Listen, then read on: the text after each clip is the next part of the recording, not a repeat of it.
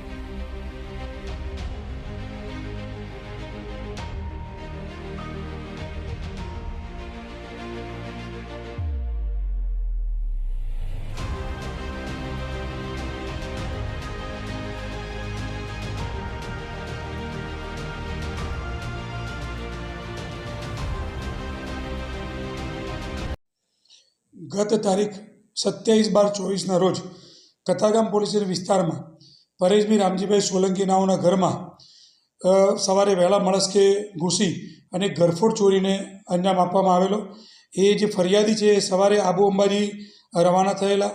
એમના ઘરમાં નકુચો તોડી અને ચીખલીગર ગેંગે ચોરી કરેલાનું ખાનગી રાહે બાતમી મળતા આજરોજ ભરીમાતા રોડ પરથી મલખાનસિંહ ઉર્ફે રફતારસિંહ છાબડા ઉંમર વર્ષ 25નાને ખાનગી બાતમી આધારે પકડી પાડેલ છે, જેની સઘન પૂછપરછ કરતાં એને પોતે કતારગામ વિસ્તારમાં રહેતા પરેશભાઈ સોલંકીના ત્યાં ઘરફોડ ચોરી કરેલાનું કબૂલ કરેલ છે।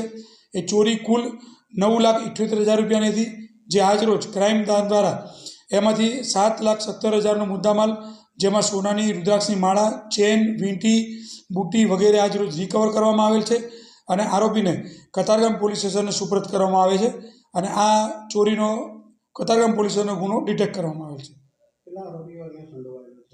એમાં ટોટલ 3 આરોપીઓ સંડોવાયેલા હતા। અત્યારે મુખ્ય આરોપી જેની પાસેથી મુદ્દામાલ મળ્યો છે એ પકડી પાડવામાં આવેલ છે અને 2 આરોપી હજુ પકડવાના બાકી છે। આરોપીનું બેકગ્રાઉન્ડ એ આરોપીના વિરુદ્ધમાં એક ગુનો દાખલ થયેલો છે અને આ પોતે ચીખલીગર ગેંગના છે, જે ચાવી બનાવવાનું કામ કરે છે, મજૂરી કામ, અને એની આડમાં આ લોકો આ રીતે ચોરી પણ કરતા હોય છે। ચીખલીગર ગેંગનું કામ જ આ છે। એ મોહલ્લામાં રેકી કરી જે ઘર બંધ દેખાય એમાં ચોરીને અંજામ આપતા હોય છે।